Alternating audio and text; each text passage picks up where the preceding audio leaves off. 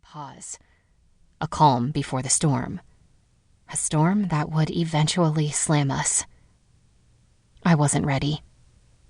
None of us were. The Back Then. 2. Canada Dry.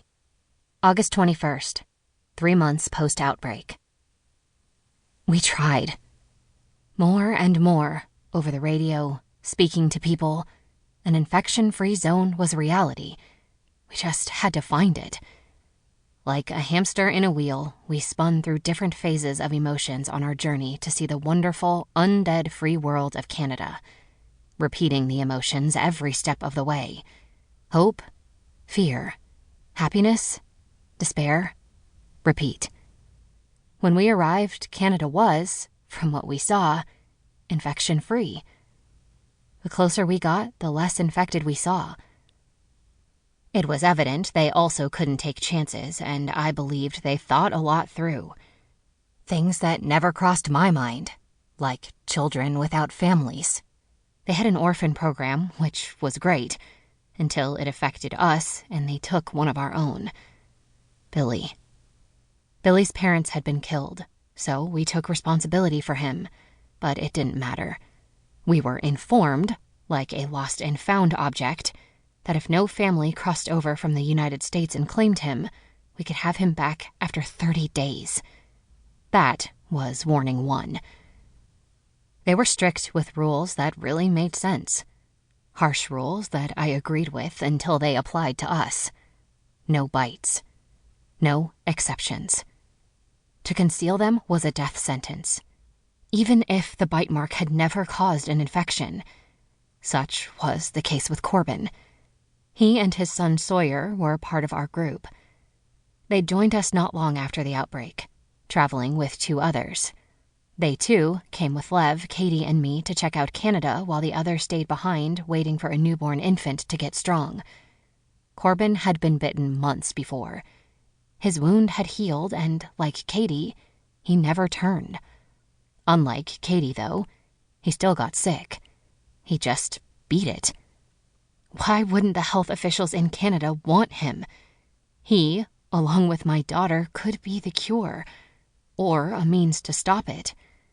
Corbin, actually all of us, naively believed that his failure to turn into a raging beast was something authorities needed to know. It was Lev who innocently told doctors about it when they took him to medical. Lev had been shot and had his leg broken. He talked to them about Corbin, something I don't think he'll ever forgive himself over. When they asked him, Corbin confirmed it, never giving it a second thought. His honesty was met with a bullet. No delay, no hesitation. The second he showed his scar, a gun was placed to his head. Shot dead in front of my daughter, and even worse, his son. When they asked if anyone else had been bitten, my daughter said she had. But before they could shoot her, Lev went into some sort of protection mode. My gentle giant of a friend went ballistic on the soldier, beating him within a fraction of his life, only to be beaten in return within a fraction of his. They released us because of the action of the callous soldier. We found ourselves out of Canada, in the middle of the night, in the car we had strategically hidden just in case. Me, Lev, and Katie. Not only did they shoot Corbin, they kept his son under their orphan law. I begged and pleaded, saying he had a grandfather and uncle back in the States that were not far behind. That didn't matter. The relative would have to make their way to Canada to claim Sawyer. Sawyer cried and cried, screaming for us. My heart was already broken for Corbin and frightened with how beaten Lev was. Sawyer's cries were salt in an open wound. Everything crumbled. Once back in the car, I couldn't go anywhere. I radioed to tell everyone back at the cabin what had happened. Ben told me what to do for Lev.